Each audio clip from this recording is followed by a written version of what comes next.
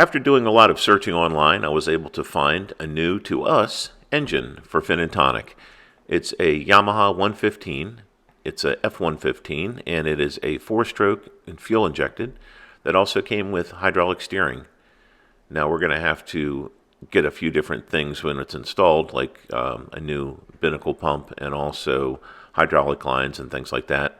And it's going to require its 100-hour service, for which it is currently due per the owner, the previous owner, which includes things like oil change, spark plugs, fuel filter, stuff like that. So right now I'm just getting an idea of what the engine looks like and familiarizing myself with all the different components, and then we can get to work. This is the fuel filter, and next to it is the low pressure fuel pump. The fuel filter is going to get changed and cleaned out, and I guess the fuel pump works okay, but it looks like it probably has seen better days, and that might be something to replace in the future.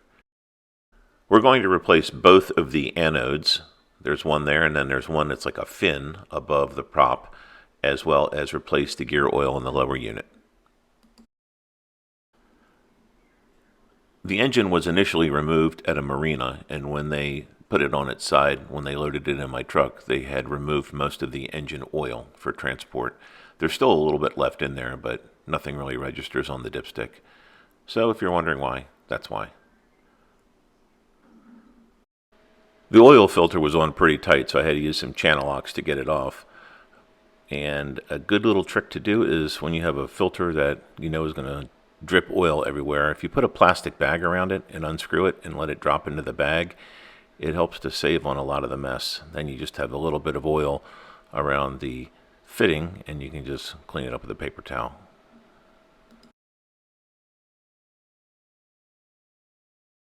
I also confirmed that the filter that was on there matched the filter that came with the new 100-hour service kit.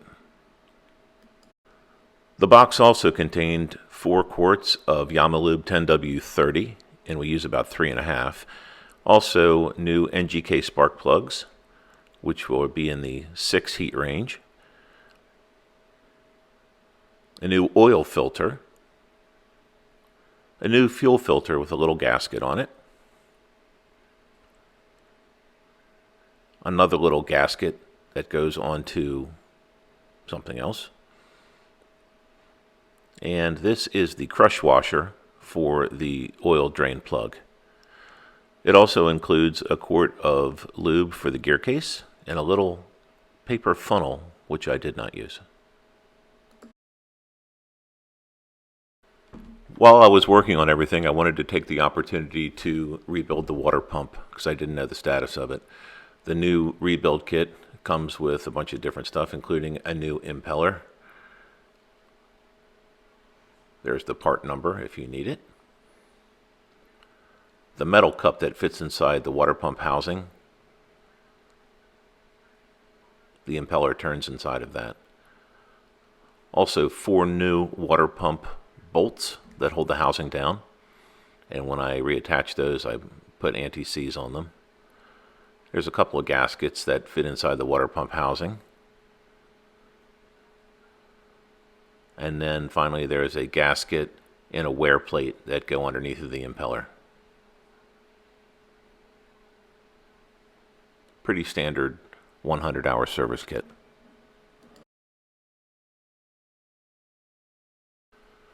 The new oil filter was interesting. It was wrapped in plastic at the base to keep it clean, but also it was pre-greased on the rubber O-ring. Normally you take a little bit of oil and wipe it on there, but this already had grease on it.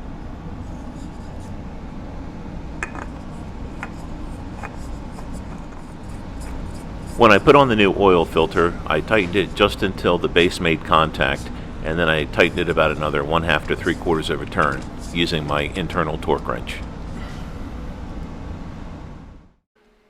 Next, I used a 12mm wrench and removed the nut that held the fuel filter housing in place. It is plastic, and I didn't want to torque on it too hard and risk cracking it, so if I removed the bracket, it was a little bit easier to get a handle on it and remove the float bowl. There's also a float inside, the little red thing at the bottom, that will float up if there is water in the fuel. As you can see, the paper fuel filter element needed to be changed. There's also a gasket that goes around the rim of that bowl, which is included in the kit, and the new fuel filter just pulls off, and it also has a little rubber gasket on the end of it. I also took the opportunity to spray some cleaner inside of that bowl and get out some debris that was in there, and also wipe it out with a paper towel.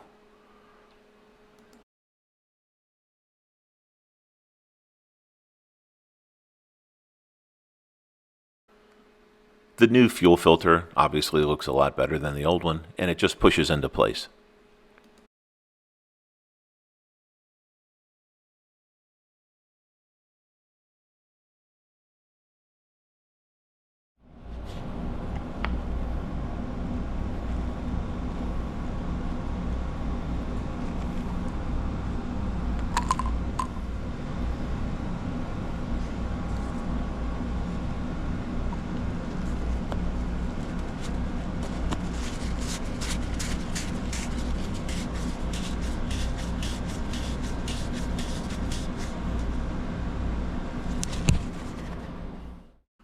Once the filter element was replaced, everything was just reassembled and put back into the bracket, and that bolt was resecured.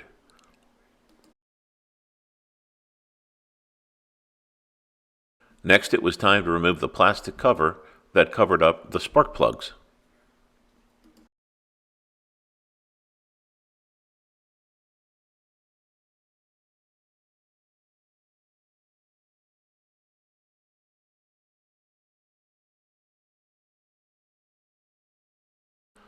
The plugs that were in the engine were a 5 heat range, but the ones that came in the 100-hour service kit are a 6 heat range.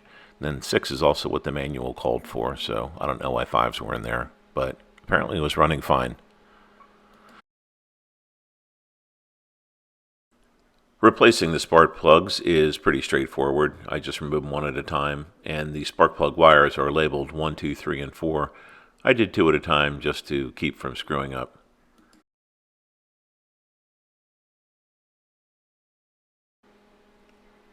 Once the old plugs are removed and the new ones are inserted, and by the way, they're already pre-gapped, it's just a matter of reconnecting the pre-marked wires. And they are marked 1, 2, 3, 4, but if I do 2 at a time, I am half as likely to screw it up.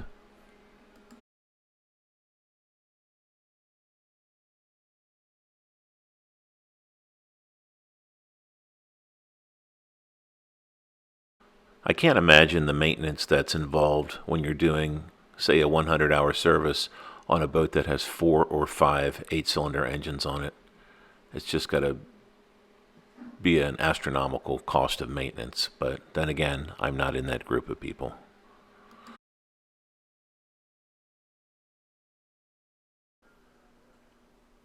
Next, it was time just to put the cover back on, covering the spark plugs and wires.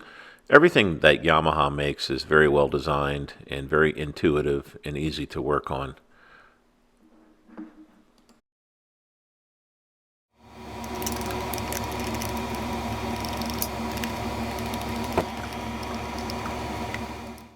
Before I replaced the oil in the crankcase, I just wanted to make sure that it was completely drained. I knew that the marina had drained a lot of it out of there, but there was still bound to be some left in the crankcase. I just wanted to get it all out. So this is where you drain the oil out of a Yamaha engine.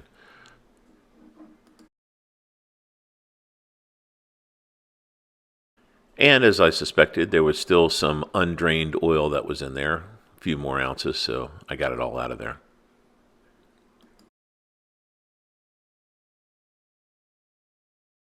The drain plug in the crankcase is magnetic, so it attracts any little metal filings that might be floating around in the oil.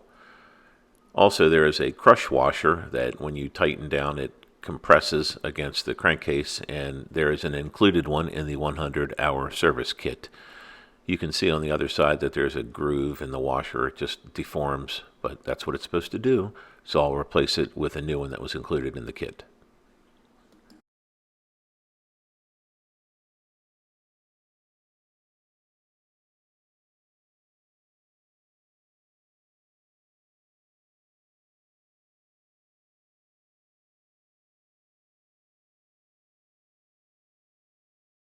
Once the new washer is installed, I just retighten the drain plug to the required specifications.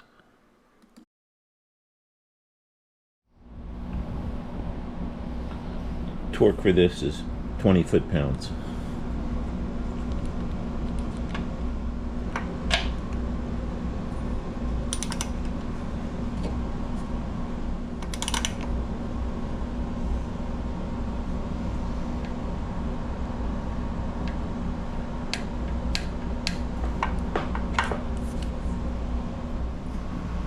Now it's time to add the 3.5 quarts of oil.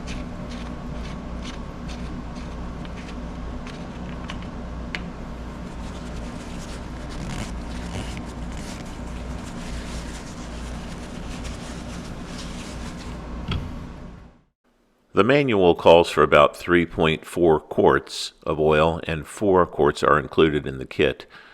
The way to determine the correct oil level is when you pull out the dipstick, there's a high and a low mark, and as long as it's somewhere in between, you're good.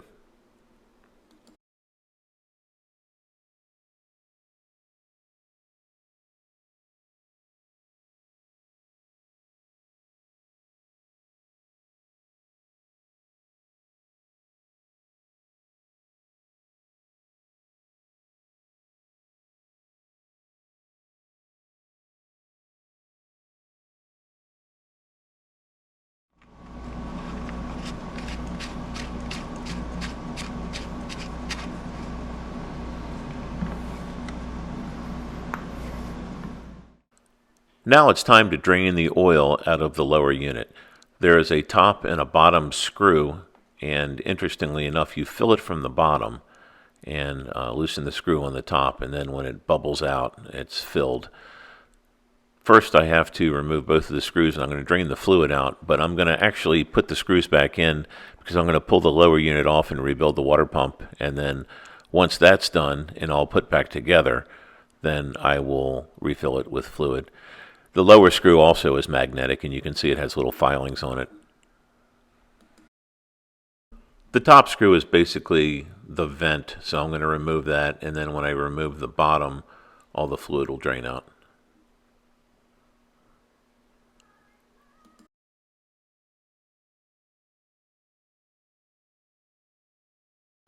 The water pump rebuild kit also has 2 little tiny washers that go on those drain screws.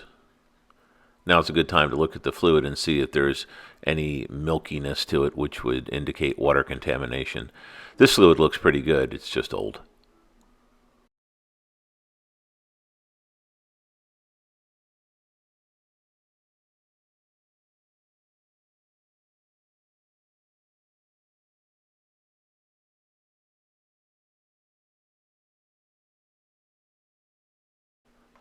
These are the 2 little washers that are replaced on the upper and lower drain screws. These seem to be pretty good, but new ones come with the kit, so I figured I'll just replace them.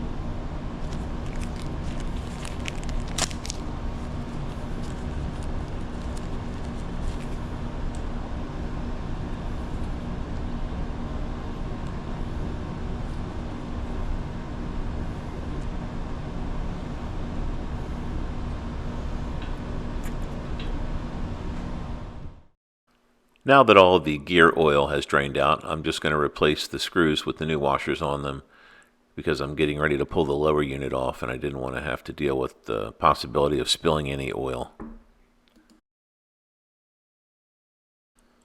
6 bolts hold the lower unit on, and actually this is easier to do when the engine is mounted on the boat because you can trim it up or down and make it a little bit easier to deal with.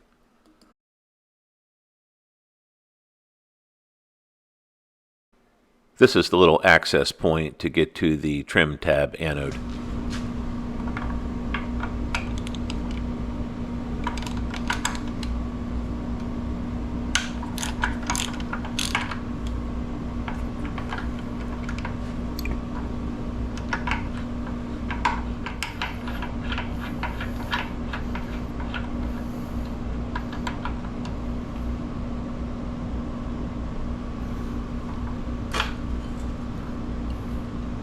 This one is a little crunchy and it's time to be replaced.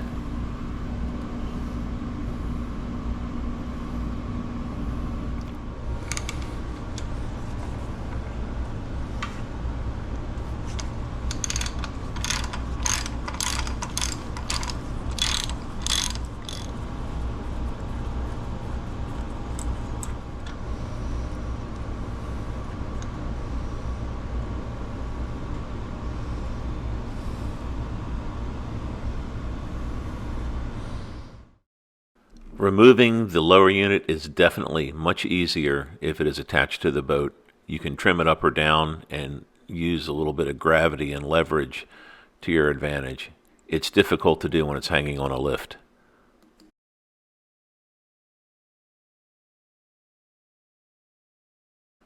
This is where the water pump is located. First I needed to wipe all the grease off of that drive shaft because it was just going to get everywhere.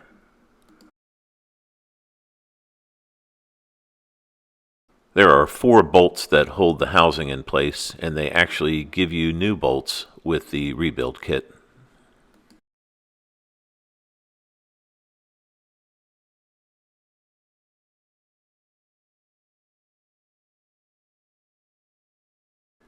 Some PB Blaster made it easier to pull everything apart, and that little black grommet that's on the top actually gets reused. With a little bit of persuasion, everything finally came apart. There were some wear marks and scoring inside the housing where the impeller turned, and once you finagle off this little collar and plastic thing that goes over top of the cup, everything else removes. I ended up buying new parts, but I'm surprised they're not included in a rebuild kit because they're really just little cheap metal and plastic pieces.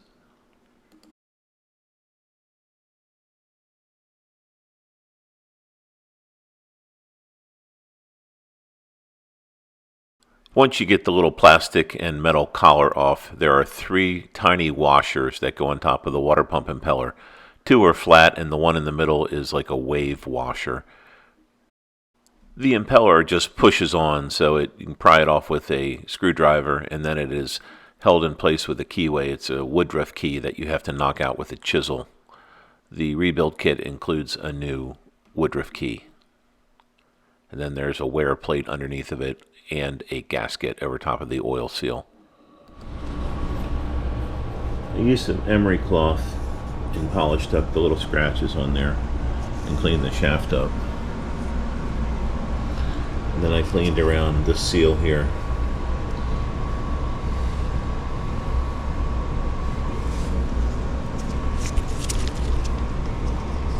It's the old impeller. It's seen better days.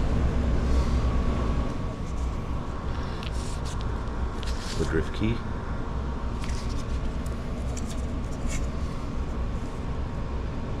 Gasket and wear plate.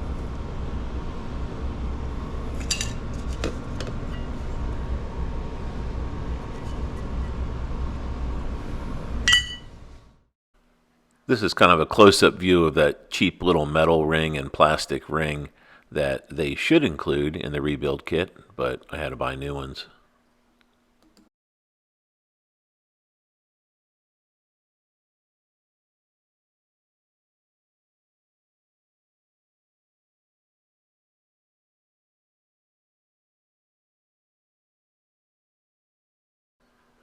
I ended up buying a new plastic housing. The rebuild kit does give you those O-rings, and then also you have to reuse the little black grommet that's on the top that is a seal around the drive shaft. The new impeller housing was like $40, but it was worth it. You don't normally need to replace it each time, but the other one was probably the original one, and it had some wear, and that's that black plastic grommet you pull out and reuse. I had never done this before, so as I started to assemble everything, I was filming it, but then I realized afterwards that everything is a lot easier to assemble and hold the O-rings in place if you put some grease on it first. So actually, after I kind of put these things in place, I went back and put down some grease with my finger, and everything stayed in place. And there is one O-ring that has kind of a strange eccentric shape and little grooves that it fits in, and it's much easier to put that big piece in with a little grease on it.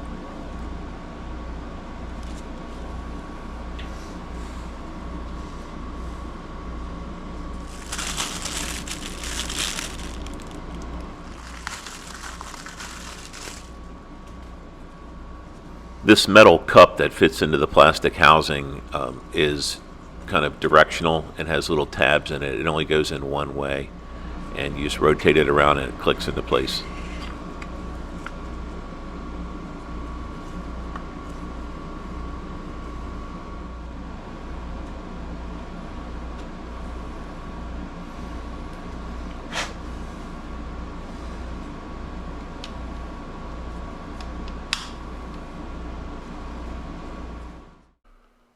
The first thing that goes down on top of the lower unit is a gasket and a metal wear plate.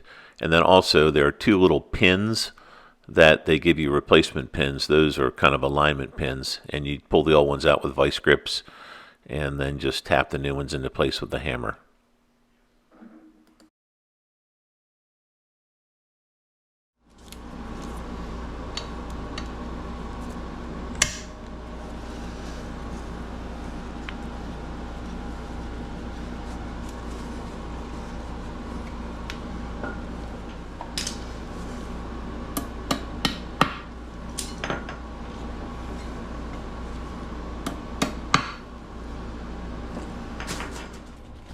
The gasket and the wear plate only go one way, so it's impossible to put it the wrong way.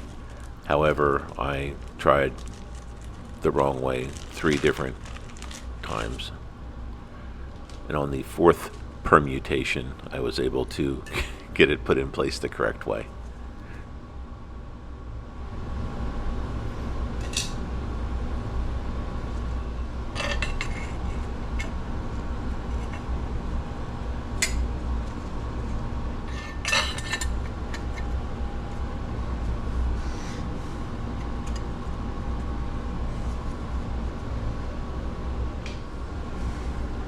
I cleaned up that oil seal and put a little grease around the top of it before putting on the gasket and the wear plate.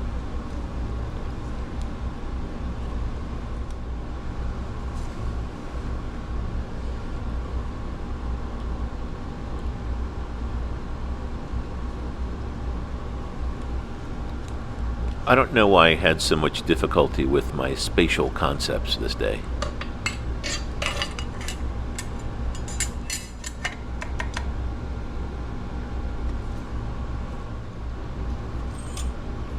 Here I am pictured incorrectly putting on the wave washers. They actually go on top of the impeller, and I did fix it after filming this.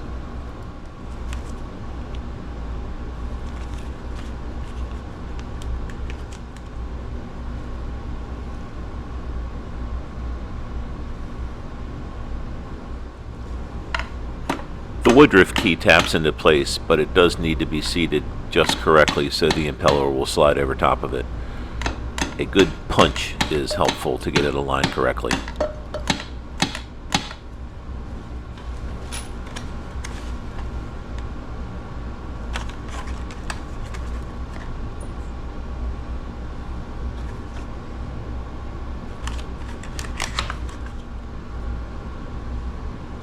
There is a recessed keyway in the impeller, so it only goes on one way.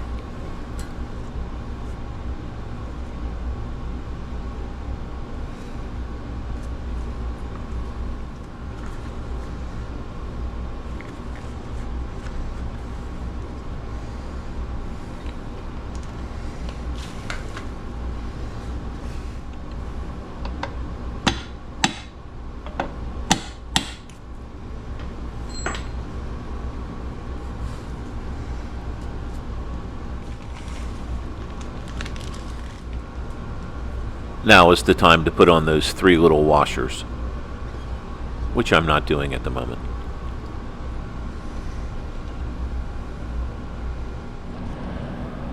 Alright, I got it all back together.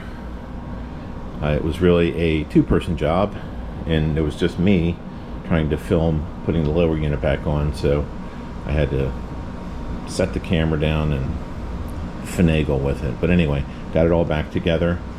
The last thing I have to do is I need to get a new anode, trim tab anode, and that bolts on underneath, and then that screw here tightens up, and then this little plug goes in place there. So got all that done. The next thing I have to do now is put the lower unit fluid in, the oil, and then get ready to mount it on the boat. So it definitely needed a water pump rebuild, and all those parts were like 50 bucks. It wasn't too bad. And actually, no, it's a little bit more than that. It was probably, because I bought a new plastic housing, and I guess everything was under 100 bucks, but that's for the whole lower unit water pump rebuild. And then the kit for the top, I have to check, but I think the $100 and some. But anyway, the dealership, when I went to go get a part today, when I went to get that plastic impeller housing, the dealer said they charge about $800 to do this. So it's good to know how to do it yourself. Anyway, next thing is I'll put the fluid in the lower unit, and then I guess we'll get it mounted, maybe start working on it tomorrow. Now that the lower unit is reinstalled, I'm going to remove the top and the bottom screws, and then I'm going to connect a filler fitting to the bottom so I can pump the gear oil in.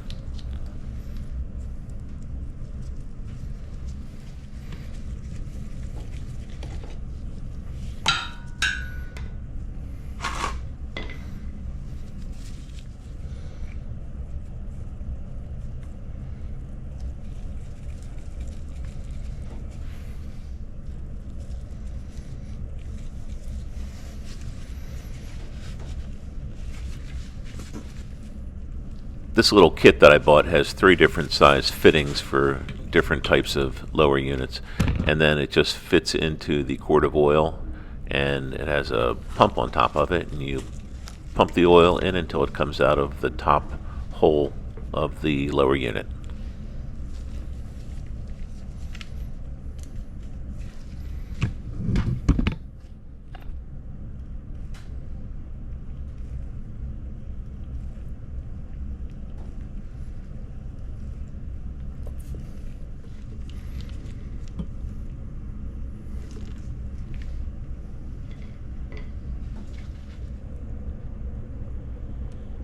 You want to fill it slowly and keep adding oil until there are no more air bubbles.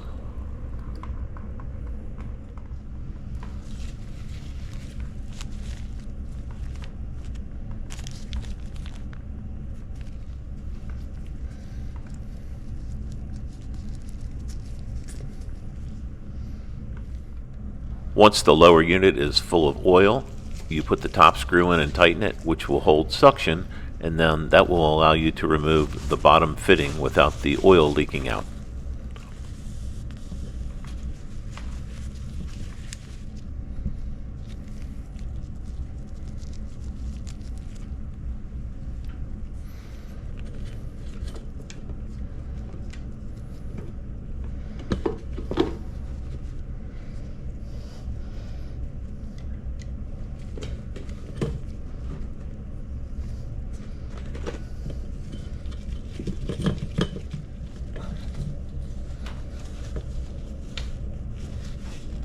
And this completes the 100-hour service with new spark plugs, fuel filter, oil filter, lower unit service, and a water pump rebuild.